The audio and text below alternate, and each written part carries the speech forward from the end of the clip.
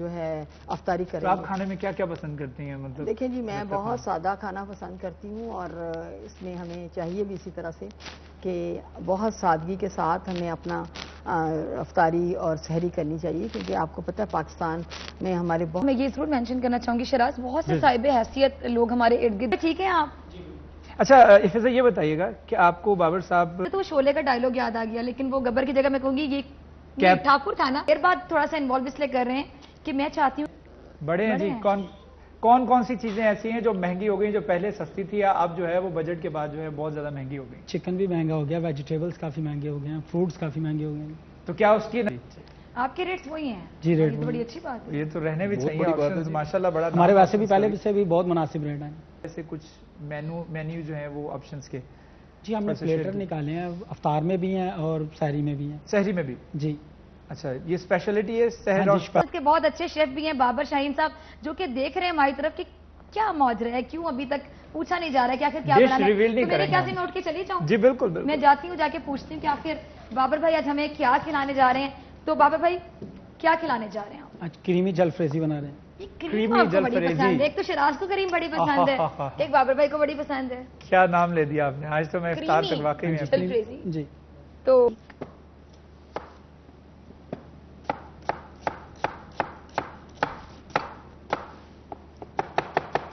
वाह वाह वाह, स्पीडें चेक करें आप। अच्छा वकार भाई, आप बताइए कि खाने।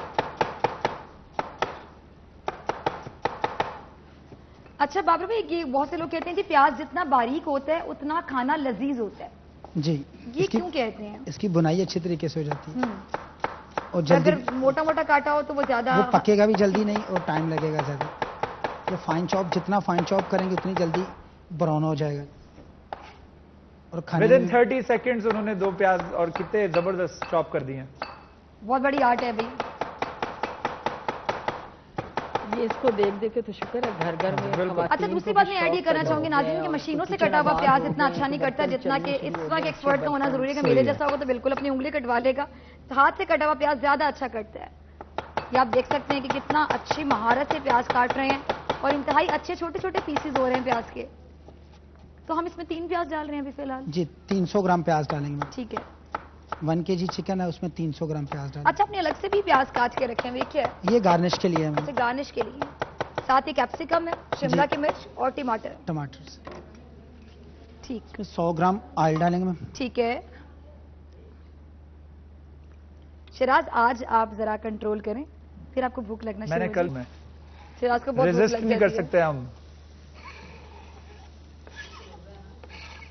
हाँ जी बिल्कुल। आपने पूछा था ना कि आपको शिराज भाई के यहाँ पे इनके खड़े होने में बाबर भाई की क्या अच्छा लगता है। मैंने बताया कि टोपी मुझे बहुत अच्छी लगती है, लेकिन ये जो उछालते हैं ना वो तरीका ये तो भाई कमाल है, अंदाज है। एंड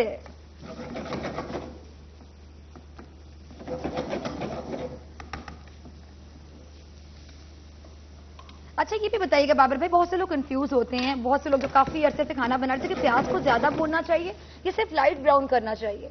मुख्तलिफ खानों में, कॉन्टिनेंटल खाने हैं उनमें ज्यादा ब्राउन नहीं करना पड़ता, मगर पाकिस्तानी खानों में ज्यादा ब्राउन करना पड़ता है। इसकी क्या रीजन होती है? पाकिस्तानी खानों में ब्राउन क्यों करना पड़ता है, कॉन्टिनेंटल में क्यों नहीं करना पड़ता? कॉन्टिनेंटल खानों में लोग जब तक ये प्याज और टमाटर अच्छे तरीके से भुना नहीं जाएगा उसकी ग्रेवी का टेस्ट अच्छा नहीं आएगा और कच्चा कच्चा टेस्ट आएगा। अच्छा, बहुत से जो मर्द हजरात होते हैं ना बड़े नक्स निकालते हैं जी खवातीन के खाने में।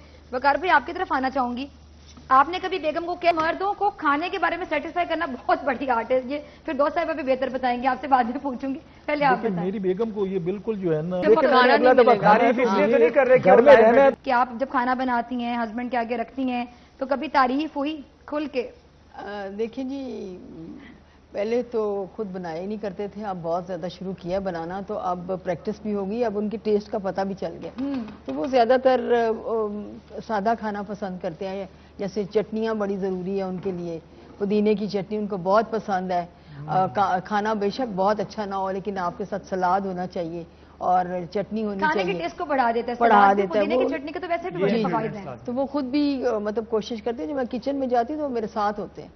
तो मोस्टली हमारा ये होता है कि तारीफ भी बहुत कर देते हैं। आपको पता है शिराज तो चटनी के साथ ही खाना खा लेते हैं ना? अच्छा सा जवाब भी दे। खाने की खुशबू से मूड वैसे भी अच्छा हो गया। इमरान भाई, आप कैसे हस्बैंड हैं? आप जब खाना खाते हैं तो फिर तारीफ करते हैं? मजे की लड़ाई चलती रहती है, एक सवाल मैं पूछती हूँ फिर मजे का जवाब ये वजह जाते मुझे जवाब ये देते हैं। जी कोल्ड वॉर कहेंगे इसे। जी एकदम तो खाना बना बना के थक जाती होंगी माशाल्लाह। बहुत अच्छा खाना बनता वो होगा घर का ही खाना आपके खाते हैं, हाथ वैसे भी का। मुझे घर के खाने अच्छे ज्यादा पसंद है। अच्छा तो फिर आप अम्मी के हाथ का खाते हैं दाल या अम्मी चावल को बड़े अपने शौक हाथ का से खिलाते हैं? हाँ जी, नहीं वही खाना घर में ही बनाते हैं, मैंने कभी बनाया। घर 4 दिन की छुट्टी है तो फिर मुकम्मल छुट्टी होनी चाहिए ना, खाना घर जाके बनाने से भी खाने में हाँ ये बड़ी अच्छी बात सोना है। होता है अभी बस। अच्छा और इंग्रेडिएंट्स बताएं कौन कौन से यूज करेंगे? प्याज ब्राउन हो चुके हैं जी, प्याज ब्राउन हो गया। अब इसमें 1 टीस्पून लहसुन और अदरक का पेस्ट है जी। बिल्कुल। हमने कल भी आपको बताया था कि लहसुन और अदरक के बहुत ज्यादा फवायद हैं, इसको अगर आप खाने में ऐड करते हैं टेस्ट के अलावा आपको इसके हेल्थ बेनिफिट्स भी मिल सकते हैं। एक और बेनिफिट ये है कि अभी थोड़ी देर बाद खुशबू भी आने लग जाएगी, लेकिन आपके लिए तो वो बेनिफिट साबित नहीं होगा, आपको रोजा लगना शुरू हो जाएगा। जी खुशबू स्टार्ट हो गई। बिल्कुल।